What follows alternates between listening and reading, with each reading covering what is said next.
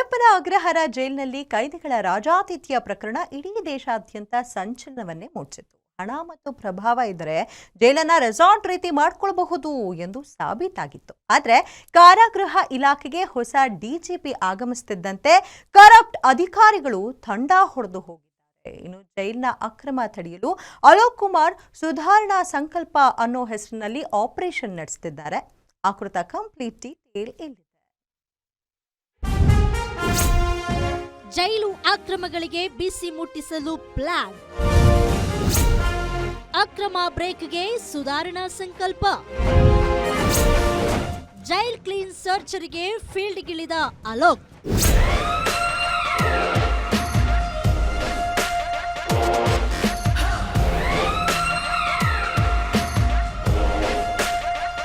ಪರಪ್ಪನ ಅಗ್ರಹಾರ ಅಂದ್ರೆ ಅದು ಅಕ್ರಮಗಳ ತಾಣ ಅನ್ನೋ ಹಾಗಾಗಿದೆ. ಆದ್ರೆ ಇದೀಗ ಕಾರಾಗೃಹ ಇಲಾಖೆಗೆ ಹೊಸ ಡಿಜಿಪಿಯಾಗಿ ಅಲೋಕ್ ಕುಮಾರ್ ಅಧಿಕಾರ ಸ್ವೀಕಾರ ಮಾಡ್ತಾ ಇದ್ದಂತೆ ಕಾರಾಗೃಹ ಇಲಾಖೆಯಲ್ಲಿ ಸಂಚಲನ ಮೂಡಿದೆ.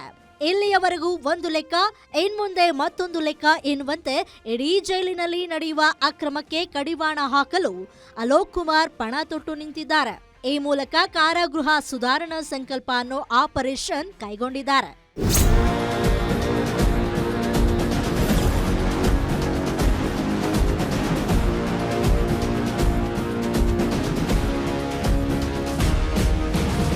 ಏನು ಯಾವುದೇ ಕಾರಣಕ್ಕೂ ಇನ್ಮುಂದೆ ಜೈಲಿನಲ್ಲಿ ಅಕ್ರಮಗಳು ನಡೆಯಕೂಡದು ಎಂದು ಕೆಲ ಅಧಿಕಾರಿಗಳಿಗೆ ಡಿಜಿಪಿ ಅಲೋಕ್ ಟಾಸ್ಕ್ ಅನ್ನ ನೀಡಿದ್ದಾರೆ.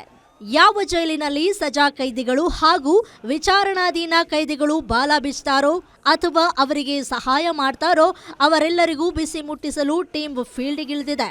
ಕಳೆದ 20 ದಿನಗಳಿಂದ ಈ ಸುಧಾರಣಾ ಸಂಕಲ್ಪ ಎನ್ನೋ ಆಪರೇಷನ್ನಲ್ಲಿ ಸುಮಾರು 100ಕ್ಕೂ ಹೆಚ್ಚು ಮೊಬೈಲ್ಗಳು ಸೀಸ್ ಮಾಡಿದ್ದಾರೆ. ಕಾರಾಗೃಹ ಸುಧಾರಣಾ ಸೇವೆ ಎನ್ನುವ ಹೆಸರಿನಲ್ಲಿ ಒಂದು ಆಪರೇಷನ್ ಅನ್ನು ಶುರು ಮಾಡಿದ್ದಾರೆ. ಈ ಒಂದು ಹಿನ್ನೆಲೆಯಲ್ಲಿ ಅಧಿಕಾರಿಗಳ ಅಂದ್ರೆ ಅಲ್ಲಿ ಕಾರ್ಯನಿರ್ವಹಿಸುವ ವಾರ್ಡನ್ಗಳಿಗೂ ಸಹ ಗಮನಕ್ಕೆ ಬಾರದೆ ರೈಡ್ಗಳನ್ನ ಆಯೋಜನೆ ಮಾಡ್ತಾ ಇದ್ದಾರೆ.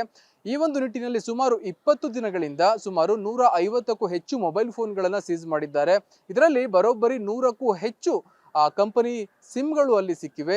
ಅದೇ ರೀತಿ ಏನು ಕೈದಿಗಳು ಇಷ್ಟೆಲ್ಲ ಒಂದು ವ್ಯವಸ್ಥೆಯನ್ನ ವ್ಯವಸ್ಥಿತವಾಗಿ ಪಡಿತಾ ಇದ್ರು, ಇವೆಲ್ಲಕ್ಕೂ ಸಹ ಕತ್ತರಿ ಬಿದ್ದಿದೆ ಅಂತಾನೆ ಹೇಳ್ಬೋದು. ಮೇಜರ್ ಸರ್ಜರಿಯಲ್ಲಿ 150ಕ್ಕೂ ಹೆಚ್ಚು ವಿವಿಧ ಬ್ರ್ಯಾಂಡ್ಗಳ ಮೊಬೈಲ್ಗಳು ಸೀಸ್ ಮಾಡಿದ್ದಾರೆ.